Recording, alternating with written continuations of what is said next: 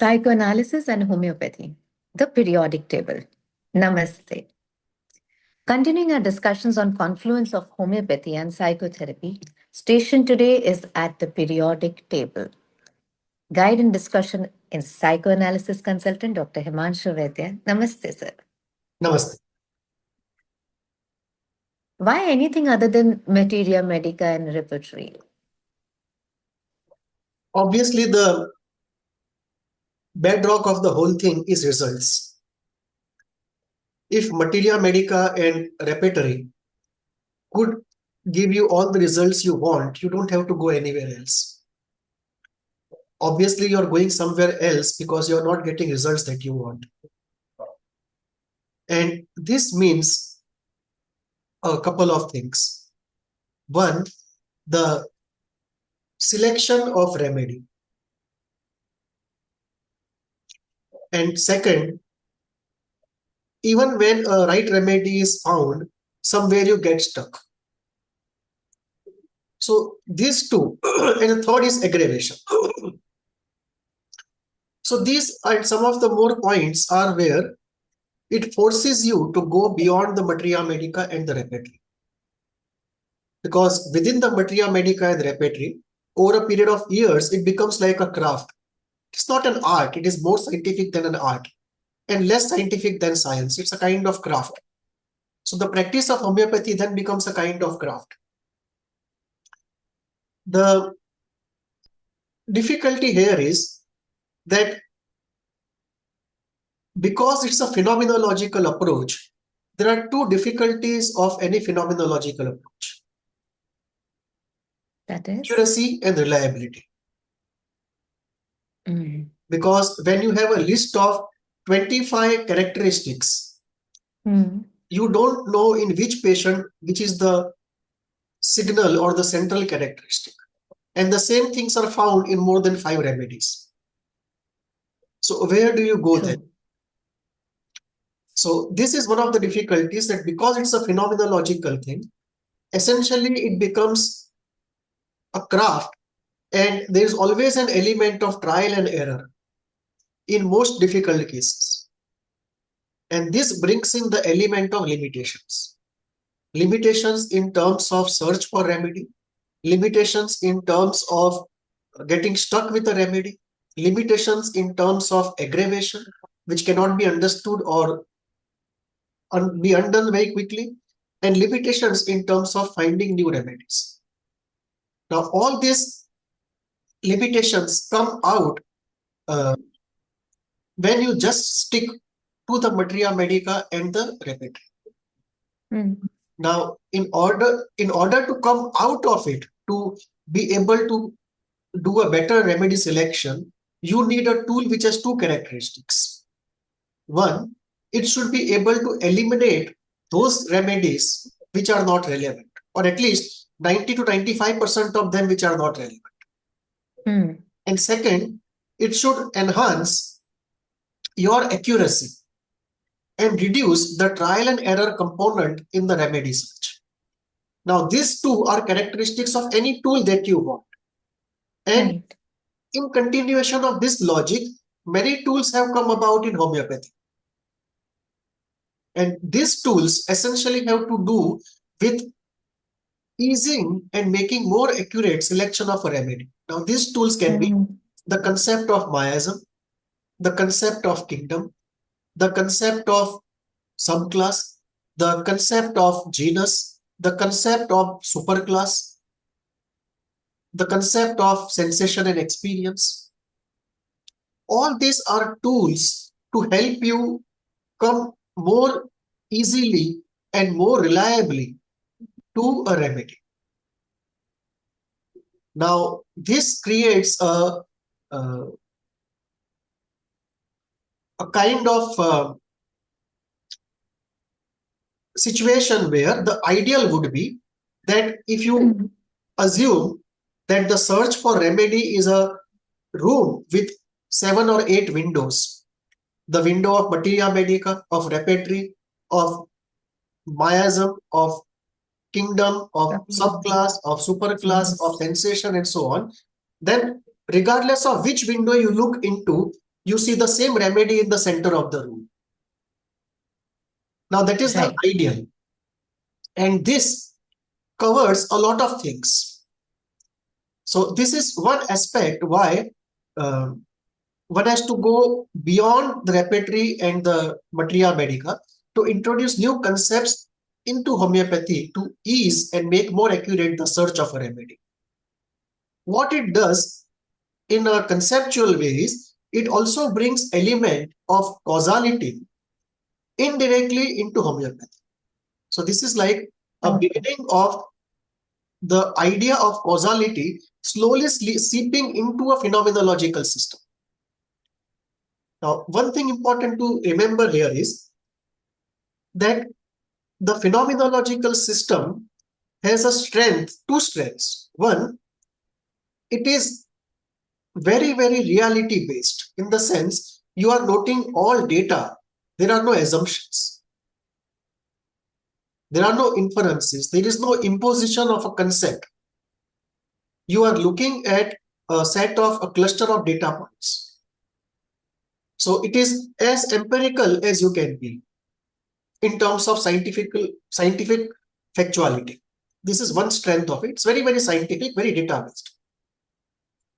The second is it's easy to practice and teach. Or let me put it this way, it's easy to teach and in very simple cases easy to practice, but in complicated cases extremely difficult to practice. Now, one last point here is that the system is phenomenological not because anyone wanted it to be phenomenological. Okay. So homeopathy is phenomenological not because somebody wanted it to be that way. It is because the nature of discoveries were such that the system automatically became phenomenological. That the moment he started proving the potentialized remedies, what came out was a set of clusters. What did not come out was a causal reason.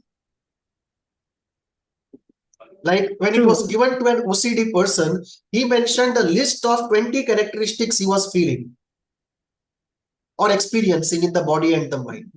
He did not say that I am experiencing Oedipus complex or the split.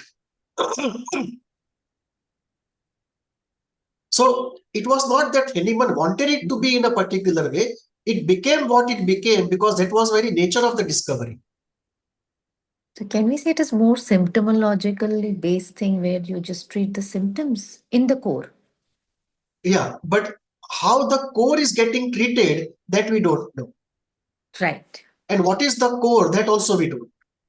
What we know is a set of symptoms in the patient and a matching set of symptoms that a remedy precipitates in a healthy young person. They match and we try to calibrate potency and dosage. Right. So, because the phenomenological system got created because of the very nature of discovery was phenomenology. And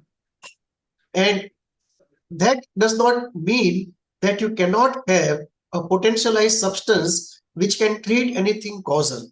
I think that search yet remains. Because it's difficult to believe that in billions of materials that we have around us, both natural and man-made, more so man-made now, that you cannot have a potentialized substance which can treat a cause. True. So this is one component of the whole thing. The second component of this going beyond is the whole idea of finding a new medicine. Which substances you try out? How do you narrow down from millions of materials, a few materials to try out? Because it takes long time to try out. So that is also helped when you take into account ideas like the kingdom, the characteristics of the genus, and so on. It helps you to find a remedy because what we see very surprisingly is that what we as human beings feel looking at some substance or experiencing some substance, the same characteristic is brought out when it is potentialized. There is a continuity of the characteristic as experienced by human beings. Now, this is something very surprising. I can think about quantum mechanics where people say the most disturbing thing about quantum mechanics is that it works. Because everything else tells us that it should not work, but it works. So the same thing here is true, that the surprising thing is there is a constancy of properties as we human beings experience it, seeing something or consuming it in the raw form, and when we consume it in the potentialized form. It's a very surprising thing that at different levels of potentialization, we don't see different properties. We see the continuity of the same properties. And this helps us to sort of narrow down our search. And this also will help us in future when we put our understanding of these patterns into artificial intelligence to search out synthetic materials or to make synthetic materials for new provings. So these are some of the reasons why people go out of materia medica and repertory, especially into kingdoms. So, kingdom, how would you introduce that, and can we explore it further in this context? The idea of kingdoms is to divide patients and remedies into three core groups. Like you divide all patients into plant, animal, or mineral groups. Plant group patients are those patients where sensitivity is very high and reactivity is very high. At the core, now we are not talking about the sicknesses, we are talking about the core characteristics of the person. We are not talking whether he is suffering from a kidney problem or a lung problem or a skin problem. We are talking about what is at the core of his personality. So we already see that we are already moving to the psychological domain. That although we are talking of a medical system, we are essentially referring to a psychological center. So it's a psychologically centered medicine, at least when we take the approach of the plant, animal, and mineral. So the first kingdom is the plant kingdom, where this group of patients is where the sensitivity and reactivity is very high. Meaning, if somebody does something, they produce a lot of emotions inside of them. And their core concern is, why is he doing this to me? Why doesn't he understand I am hurt by it? And the reactivity is very high. Say, by DSM standards, you would almost call it hysterical or histrionic reactivity. Okay. If it's expressed in behavior. Or the response can go into the psychosomatic domain. But the reactivity is very high. So this group is the plant group, where the core of the group is sensitivity and reactivity. The second group is the animal group, where the core is survival, competition, and struggle. And the third group is the mineral group, where the core is structure and separation. And if you want to use one word, it would be structure. Now, if you just put side by side the Ayurvedic typology, because this is what indirectly we are bringing into homeopathy, that we are going into essential centers. Yeah, we are introducing a typology based upon the essential centers of the psychological characteristic of the person. If you go into Ayurveda, they also divide people into three. They also use essential centers, which are not strictly psychological, but more based upon the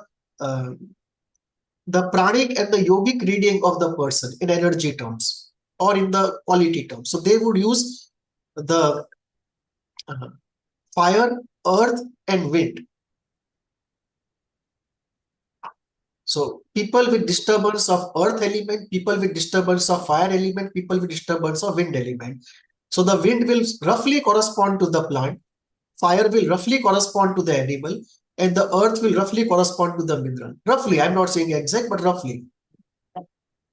Now, when we get into the psychological context and we bring psychoanalysis in, then how do we look at the three kingdoms? And we'll go into details, but just to make a opening of this area. Plant patients are essentially patients with difficulties of ego function or ego regulation, that they are not able to control affect generation and affect expression. So what they call sensitivity and reactivity, essentially, they refer to affect generation and affect expression. And both are essentially ego functions. So in some sense, there is an impairment of the ego function or ego effectiveness. A rough word people use is ego strength, but that's exactly not the word. Ego function or ego effectiveness is a much better word. So plant patients will be patients where the core difficulty is of the ego function, ego effectiveness, that it's not able to regulate in an optimum zone, affect generation and affect expression. Second is the animal kingdom. Here, the core difficulty of these patients from psychoanalytic terms is the open split and the Oedipal difficulties. That there is an open split, a constant threat to survival, a constant threat of being attacked, as well as the Oedipal difficulties of struggle, strife, loss, being dominated, being castrated. So this is the animal kingdom, and the mineral kingdom has to do essentially with structure. So we are here looking at the set of patients where the problem is of self-formation and separation. Self-formation, that in terms of cohesion self? In cohesion terms, self-formation. And we'll look into it how we can actually bring in cohort here. So in terms of theoreticians, if you want to put, plant patients are the patients where the ego psychology will work very well, which means the work of Freud and Hartmann. In case of animal kingdom, we'll be looking at Klein and Freud. Klein's split and Freud's Oedipus. In terms of the mineral kingdom, we'll be looking at Kohut, Klein, and Margaret Mahler. Klein's internalization of a good, reliable, stable object, which is so central to healthy self-formation. Kohut's healthy mirroring and empathy and internalization of a good object, which is so central. Mirroring and idealization. Sorry? And for the plant? Yeah, we'll come just a minute, we'll come to it. Okay. For the plant, we said ego psychology, and now Freud and Hartmann. Okay. Because they go into ego regulation. The ego defenses and ego regulation. Animal, Freud and Klein. And mineral, Kohut, Klein, and Margaret Mahler. Margaret Mahler's ideas of fusion and individuation, separation. So this is how we can, at the core, put it. Now, as you rightly pointed out, that if we talk of plant, and if we talk of the ego functions being impaired, will it not be true that the ego function will be impaired because of difficulty in the self-formation? And that you will find failure of internalization of a good, reliable, stable object in both plant and mineral. Hmm. In animal, it can be, it may not be. Because internalization of a good, reliable, stable object essentially is a pre-Oedipal event. So it is possible that that event may be relevant for all the three. Or it's definitely relevant for plant and mineral. And animal may be just the Oedipal difficulty. But the way animal comes about is the moment you bring in survival, the split is also open. So the internalization of a good, reliable, stable object there also will be in trouble. It will be less in trouble compared to plant and mineral. So when we see this as a core, then it is very much applicable. But I'm seeing another emerging pattern here. Correct me, sir, if I'm wrong.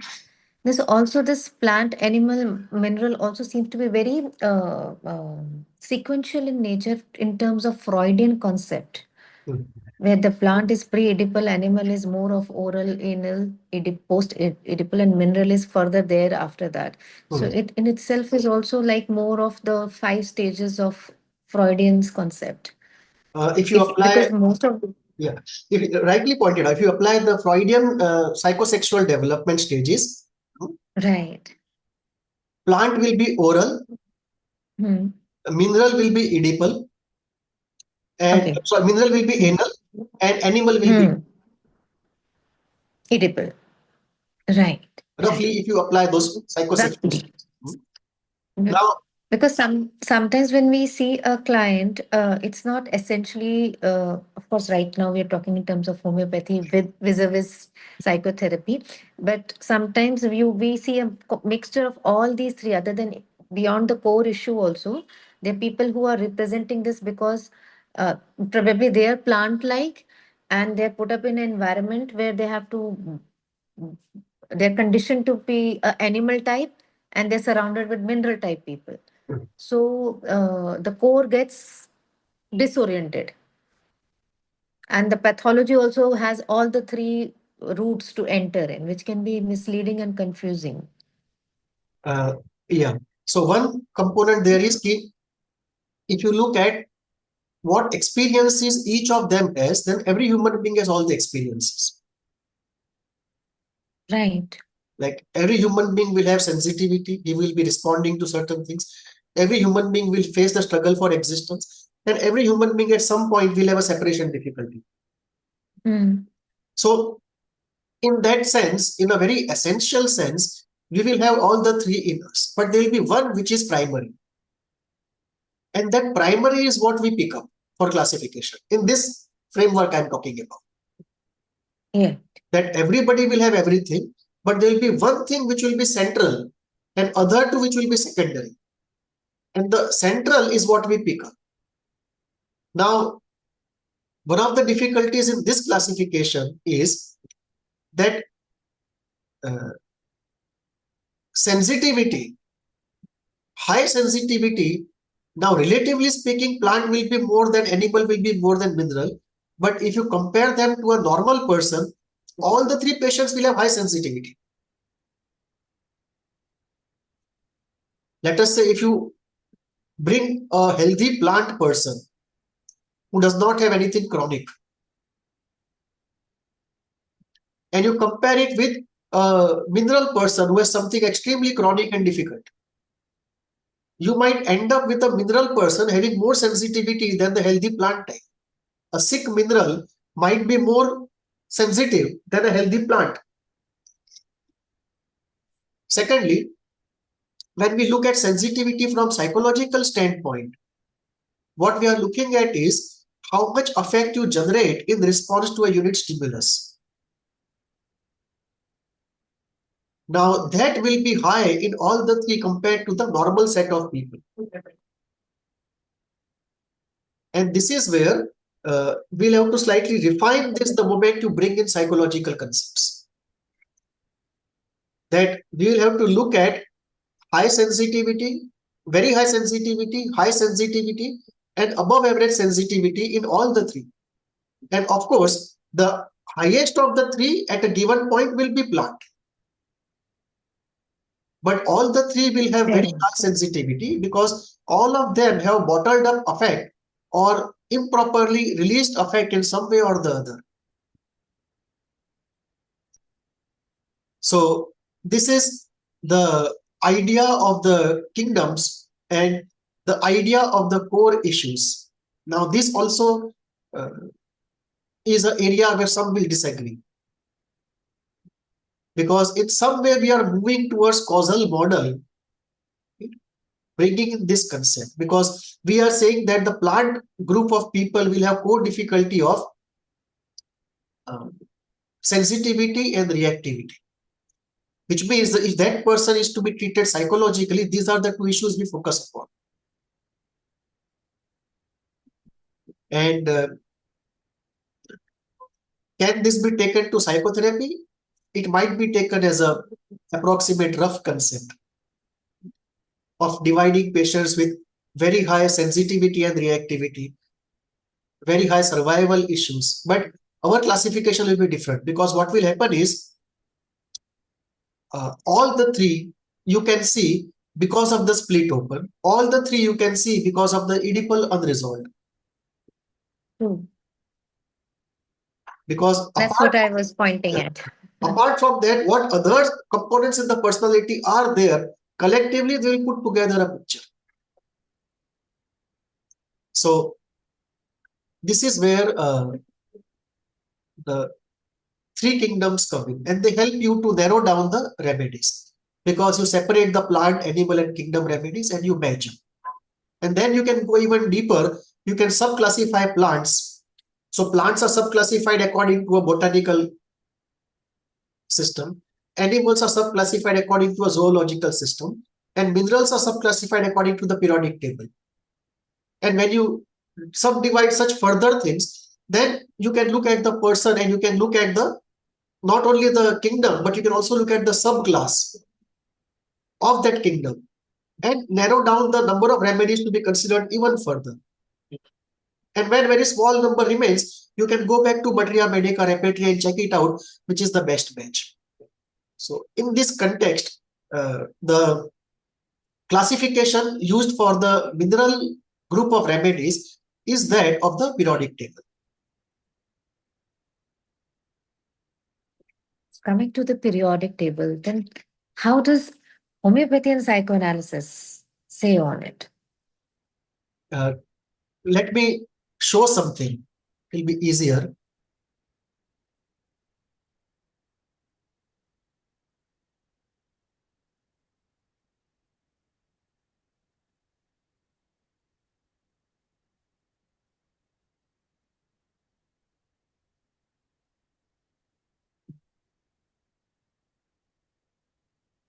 So the periodic table you can have in various ways. Because in periodic table, what you're doing is you're putting all the minerals in a particular systematic layout based on some criteria. So this is a periodic table. This is also a periodic table. This is also a periodic table, and this is also a periodic table. The 3D version, this is the plan version of the 3D version. Now, each periodic table is used for a different purpose. In homeopathy, mostly this periodic table is used. So let us go. The one you usually seen in the textbooks. Correct, correct. This is what most of us have seen in the textbook. So let us go deeper and see how homeopathy looks at it. Oh, wow. So the first row from a homeopathic standpoint is hydrogen and helium, and the core difficulty here is existence, acknowledgement of one's existence. That do I exist or not exist? Do people take cognizance of my existence, or am I dismissed as non-existent? The second row relates to separation. So like lithium is finding it most difficult to separate, completely fused with the mother or somebody, but fused. This one slightly less fused, separating, want to be completely separated, different completely. And this is a noble situation where you are out of this whole race of fusing or separating. You have been through the whole experience and now you are at rest. So this is that row where if you give somebody lithium, he starts experiencing things which are related to fusion. And correspondingly, when a patient comes with this difficulty, you give him this in potentialized form. So this third row is about identity. How do I assert my preferences? How do I make myself acceptable, my opinions acceptable? So highest difficulty, lower difficulty, lower difficulty, lower difficulty, no difficulty. On the other side, that I start dominating, I start negating the other, and then a rest position. A position of transcendence, done with it. This is security. Will I be able to survive in the job market? Will I be able to pay my bills? Will I be able to take care of my health? So insecurity related to health, related to job, related to paying the bills of the family, which are the practical concerns of most of us. So most of the people so most of the people in the from 25 to 50 will be here.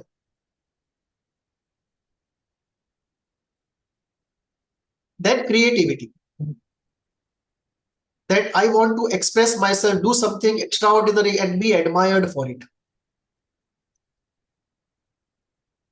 So this is how it is, that you find it difficult to be creative, slightly less difficult, go on, very creative and so on. Then responsibility. Will I be able to be the center of the family? Will I be able to allow others to depend on me? The difficulty of sense of responsibility. So this is highest here difficulty, resolved here and going on the other side here. And the last is disintegration and death. That slowly from very high disintegration you move towards less and less and then least concerned about. I observe another emerging pattern here. The sequence to what you have just presented in this periodic table. There is this story and evolution of Earth and life itself. Fundamentally, also with regard to the elements, the hydrogen, that is how the story of Earth hydrogen blast took place, and then there was this solidification where the lithium came into this, and that's how the crust of the Earth formed. And identity, it's to do with, now the different elements are fundamentally separating. Then came the water element, then creativity is where the life came into existence, and then the social system were built. That is the responsibility. The ecosystem was more diverse, and disintegration would be eventually what we are leading to.